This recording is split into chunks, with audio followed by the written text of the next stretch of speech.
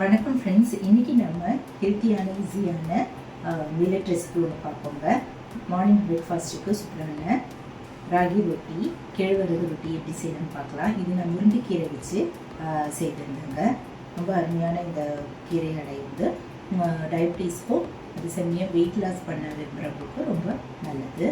வாங்க இப்போ இந்த ரெசிபி எப்படி செய்யணும்னு பார்க்கலாம். 1 கப் அளவு கேழ்வரகு மாவு எடுத்துக்கலாங்க. 1 கப் அளவு கழுவி ஆஞ்சி வச்சுருந்த முருங்கைக்கீரை அதை எடுத்துப்போம்.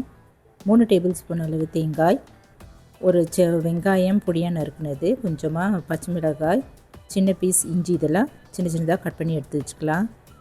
ஜீரகம் வந்து ஒரு 1/2 டீஸ்பூன் அளவு எடுத்து வச்சுப்போம்.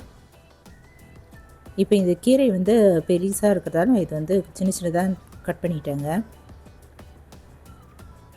சின்னதாக இருந்ததுன்னா நம்ம டைரெக்டாக அப்படியே சேர்த்துக்கலாம்.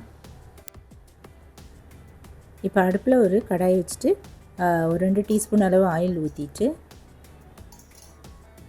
கடுகு ஒரு 1/2 டீஸ்பூன் அதையும் போட்டுட்டு கூடவே பெருங்காயத்தூள், ஒரு மிளகாய் கிள்ளி போட்டுடலாம். கடுகு நல்லா பொரிஞ்சதும் ஜீரகம் 1/2 டீஸ்பூன், வெங்காயம், இஞ்சி, பச்சை மிளகாய் பொடியாக நறுக்குனதெல்லாம் இதெல்லாம் போட்டு ஒரு நிமிஷம் அது போல் வதக்கிட்டு நம்ம கட் பண்ணி வச்சுருந்த கீரையும் போட்டுட்டு ஒரே 1 நிமிஷம் மட்டும் வதக்கினா போதும். ரொம்ப வதக்கணும்னு அவசியம் இல்லை. லைட்டாக வதக்கிட்டு ஸ்டவ் ஆஃப் பண்ணிடலாங்க.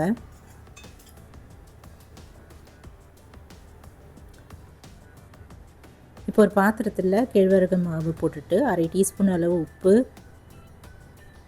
வதக்கி வச்சுருந்த பொருளாக இதில் சேர்த்துட்டு கூடவே தேங்காய் அதையும் சேர்த்துக்கலாம். நல்லா கலந்துட்டு கொஞ்சம் கொஞ்சமாக தண்ணி ஊற்றிட்டு பிசைஞ்சிட வேண்டியதாங்க. சப்பாத்தி மாவு பதத்துக்கு கெட்டியாக பிசைஞ்சிக்கலாம்.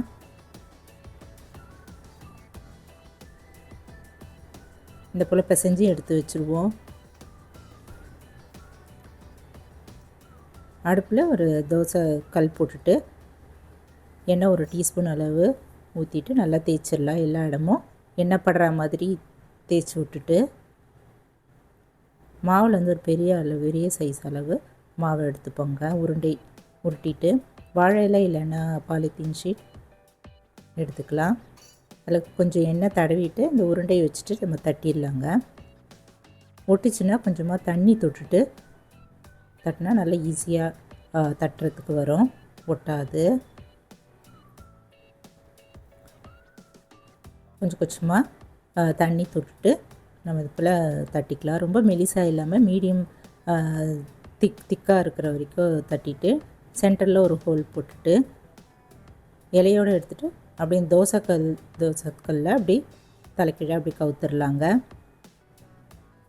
சுற்றியில் எண்ணெய் ஊற்றிட்டு அந்த ஓட்டையிலையும் எண்ணெய் ஊற்றிடலாம். ஒரு பக்கம் நல்லா இந்த பிறகு திருப்பி போட்டு இந்த பக்கமும் எண்ணெய் மேலே இருக்கலாம் அப்படியே ஊற்றிட்டு லைட் ப்ரௌன் கலரில் வந்த பிறகு நம்ம எடுத்துருவோங்க. ஹெல்த்தியான ராகி முருங்கைக்கீரை அடை தயாராகிடுச்சு.